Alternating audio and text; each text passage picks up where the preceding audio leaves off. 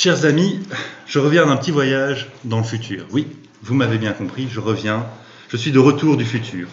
Et de pas n'importe quand, je reviens de 2119 exactement. Dedans, il y aura un siècle. Au cours de mon voyage, en plus de piquer quelques idées pour des inventions futures, j'en ai profité pour voir à quoi ressemblait l'avenir de l'Union européenne en 2119. Outre la colonisation de la Lune, dont je vous parlerai sans doute une prochaine fois, j'aimerais vous raconter la chute de l'Union européenne. Bon, sauf paradoxe spatio-temporel, le Royaume-Uni sort bel et bien de l'Union européenne, après une dernière prolongation et une période de transition jusque fin 2020. Pardon. Bien que la sortie du Royaume-Uni fut un coup sévère pour l'Union européenne, les deux parties ont fini par retrouver une certaine santé économique. Le Royaume-Uni a en quelques décennies pu récupérer un niveau semblable à celui d'avant sa sortie, notamment grâce aux efforts du Premier ministre Benedict Cumberbatch. Malgré le bon travail du Premier ministre Cumberbatch, l'Écosse a poursuivi son mouvement vers l'indépendance qu'elle obtient vers 2022. Rapidement, un mouvement similaire s'enclenche en Irlande du Nord, et l'Irlande, qui était restée une pierre d'achoppement, une pomme de discorde entre le Royaume-Uni et l'Union européenne, finit par être réunifiée. Le Royaume-Uni donc n'est plus uni, l'Irlande, elle, l'est à nouveau, et le Royaume-Uni doit se rebaptiser et devient le Royaume d'Angleterre et de Galles. Bref, ça c'est une autre histoire, on y reviendra peut-être un autre jour. Donc dans le nord, des unions sont détruites, des pays sont réunifiés, et dans le sud, une situation quelque peu similaire à celle du Royaume-Uni a lieu. En Espagne, la Catalogne finit par obtenir son indépendance en 2033. De guerre lasse, le gouvernement central de Madrid a dû octroyer, après les multiples référendums qui ont eu lieu chaque année depuis 2020, l'indépendance à la Catalogne.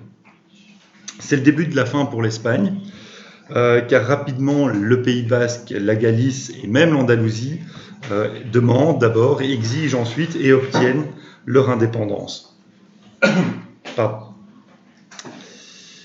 Ce faisant, ces nouveaux États sortent également de l'Union européenne.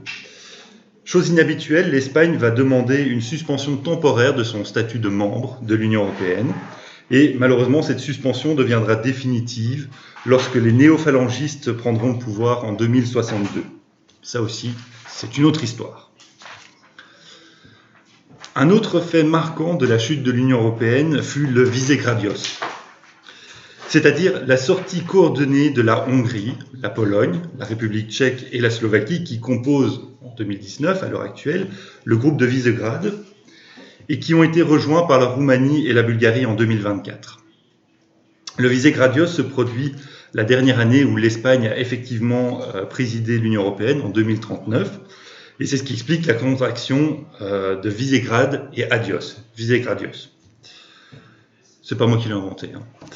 Cette sortie est la combinaison et le résultat plutôt de plusieurs facteurs. D'une part, les échecs répétés de la politique de sécurité et de défense commune, qui a été mise à mal lors du conflit sino-américain, le conflit qui a fait rage entre la Chine et les États-Unis de 2022 à 2026. Au passage, je me permets ce petit conseil, je vous invite à acheter des actions sur le marché chinois. Et donc incapable de répondre au réarmement russe qui a suivi cette guerre, les États du groupe de Visegrad, voyant leur sécurité menacée, ont préféré sortir de l'Union européenne. Et d'autre part, ça a été également motivé par la résurgence d'un sentiment qu'on qualifierait, dans des termes actuels, de soviétique, c'est-à-dire le partage d'une appartenance à des racines communes, des racines slaves, notamment entre la Russie et les pays de Visegrad. C'est ce qui a permis un rapprochement entre Moscou et ces différents pays. Après la sortie de l'Union européenne des pays du groupe de Visegrad, la Russie relance un projet d'union eurasiatique qui ne trouve grâce, d'une certaine façon, qu'aux oreilles des anciens États de l'Union soviétique. Et cette nouvelle Union eurasiatique est mise en place en 2055. La seule exception, ce sont les pays baltes qui, avec la Finlande, parviennent à enclencher un processus d'intégration qui va donner par la suite lieu à un processus de fusion et qui donne lieu en 2058 à la création de l'Union baltique, mais également à une sortie de l'Union européenne qui, pour le coup, ne peut plus vraiment être qualifiée d'européenne. D'ailleurs, en 2119, on ne parle absolument plus d'Union européenne, mais d'Union carolingienne, car seules la France, l'Allemagne et l'Autriche, le Benelux et l'Italie font encore partie de cette union, ce qui représente la plupart des États qui composaient l'empire de Charlemagne en son temps. On pourrait encore parler du cas du Danemark, de Chypre et de Malte, mais je vais garder ça pour une autre fois. Et je vais vous laisser avec cette conclusion. Finalement, les États, les unions, ce sont comme des êtres vivants. Ils respirent. En inspirant, ils grandissent, prennent de la place, s'étendent, telles les conquêtes des grandes civilisations de jadis, les Romains, les Espagnols, et j'en passe. Et de presque tous les peuples européens, d'une certaine façon, qui ont, à un moment donné, voulu conquérir l'Europe. Puis, lorsqu'ils arrivent au sommet, à un certain sommet, ils expirent et ces États finissent par se rétrécir. Comme on peut le constater dans plein d'atlas historiques, vous ouvrez la page de l'Empire romain et vous voyez qu'il a grandi puis qu'il s'est rétréci.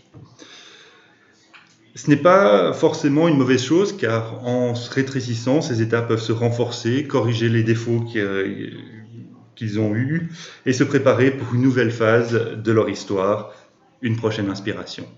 Merci.